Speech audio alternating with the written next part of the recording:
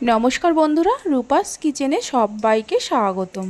আজকের রেসিপি এঁচোড়ের কালিয়া। এইভাবে এঁচোড়ের কালিয়া বানালে মাংসের স্বাদকেও হার মানাবে। ঘরোয়া কিছু উপকরণ দিয়ে বানিয়ে নেওয়া যায়। আশা করি রেসিপিটি আপনাদের ভালো লাগবে। তাহলে চলুন দেখে নেওয়া যাক। শুরু থেকে শেষ পর্যন্ত দেখার জন্য আপনাদের কাছে অনুরোধ রইল। এখানে আমি একটা মিডিয়াম সাইজের এঁচোড় নিয়ে খোসা ছাড়িয়ে নিয়ে এই রকম ছোট ছোট টুকরো করে কেটে নিয়েছি। প্রথমে একটা ভাজা মশলা তৈরি করে নেব। 1 চামচ গোটা জিরে, 1 চামচ গোটা ধনে, 12-13টা গোলমরিচ, 1 টুকরো দারচিনি, 4-5টা লবঙ্গ, 3টে এলাচ, একটা তেজপাতা। তেজপাতাটাকে 2 টুকরো করে নিয়েছি। মিডিয়াম ফ্লেমে গোটা মশলাগুলোকে ভেজে নেব। গোটা মশলা থেকে যখন সুন্দর গন্ধ বেরোতে শুরু করবে, এই মশলাগুলো একটা প্লেটের মধ্যে ঢেলে রাখবো। একটু ঠান্ডা হলে মশলাটাকে গুঁড়ো করে নেব। কড়াটা গ্যাসের ওপর বসিয়ে দিয়ে কড়ার মধ্যে দিয়ে দেব 6 চামচ সরিষার তেল। তেলের পরিমাণটা আপনারা বাড়িয়ে কমিয়ে নিতে পারেন। তেল গরম হলে তেলের মধ্যে কেটে রাখা এঁচড়গুলো দিয়ে দেব। অল্প একটু হলুদ দিয়ে এঁচড়গুলোকে হালকা লাল করে ভেজে নেব। মিনিট 4-5 সময় ধরে এঁচড়গুলোকে হালকা লাল করে ভেজে নেওয়া হয়ে গেছে। দেখুন, ঠিক এরকম হালকা লাল করে ভেজে নিতে হবে। এর থেকে আর বেশি লাল করব না। তেল ঝরিয়ে নিয়ে এঁচড়গুলো একটা প্লেটের মধ্যে তুলে রাখব।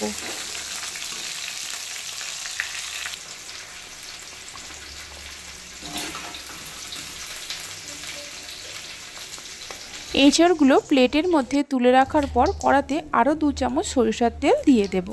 তেলের মধ্যে দিয়ে দেব 1/2 চামচ গোটা জিরে, একটা গোটা শুকনো লঙ্কা। মিডিয়াম ফ্লেমে ফোড়নের সুন্দর গন্ধ আসা পর্যন্ত ভাজতে থাকবো। ফোড়নে থেকে সুন্দর গন্ধ বেরোতে শুরু করলে এর মধ্যে দিয়ে দেব 2টো বড় সাইজের পেঁয়াজ কুচি। পেঁয়াজ দিয়ে পেঁয়াজটাকে প্রথমে হালকা লাল করে ভেজে নেব। পেঁয়াজ হালকা লাল করে ভেজে নেওয়া হয়ে গেছে। এর মধ্যে দিয়ে দেব 1 চামচ আদা রসুন বাটা। আদা রসুন বাটা দিয়ে আদা রসুন বাটাটাকেও মিনিট 2-3 সময় ধরে ভেজে নেব। মানে আদা রসুনের কাঁচা গন্ধটা যাওয়া পর্যন্ত ভাজতে থাকবো। পেঁয়াজ আদা রসুনটাকে ভালো করে ভেজে নেওয়ার পর এর মধ্যে দিয়ে দেব একটা মিডিয়াম সাইজের টমেটো কুচি আর কিছু চেরা কাঁচা লঙ্কা। কাঁচা লঙ্কাটা চাইলে আপনারা বাড়িয়ে কমিয়ে নিতে পারেন। দিয়ে দেব 1/2 চামচ হলুদের গুঁড়ো, 1 চামচ কাশ্মীরি লঙ্কার গুঁড়ো, 1/2 চামচ জিরে গুঁড়ো, 1/2 চামচ ধনে গুঁড়ো। অল্প একটু জল দিয়ে মশলাটাকে কষাতে থাকবো যতক্ষণ না মশলা থেকে তেল ছাড়ে। মিনিট 3-4 কষিয়ে নেওয়ার পর দেখুন মশলা থেকে ধীরে ধীরে তেল ছাড়তে শুরু করেছে। এবার এর মধ্যে দিয়ে দেব ভেজে রাখা এঁচড়। স্বাদ মতো নুন দিয়ে দেব। মশলার সঙ্গে এঁচড়টাকে ভালো করে কষিয়ে নেব মিনিট 3-4 সময় ধরে। মশলার সঙ্গে এঁচড়টাকে কষিয়ে নেওয়ার পর এর মধ্যে দিয়ে দেব পরিমাণ মতো হালকা গরম জল। জলটা এঁচড়ের সঙ্গে মিশিয়ে নিয়ে জল ফোটা পর্যন্ত অপেক্ষা করব। জল যখনই ফুটতে শুরু করবে গ্যাসের ফ্লেমটা লো টু মিডিয়ামে করে এঁচড়গুলো সেদ্ধ হওয়ার জন্য ঢাকা দেব। কিছুক্ষণ পরে ঢাকা খুলে দেখে নেব এঁচড়গুলো সেদ্ধ হয়েছে কিনা। এইভাবে আমার মতো করে এঁচড়ের রেসিপিটি বাড়িতে বানিয়ে দেখতে পারেন।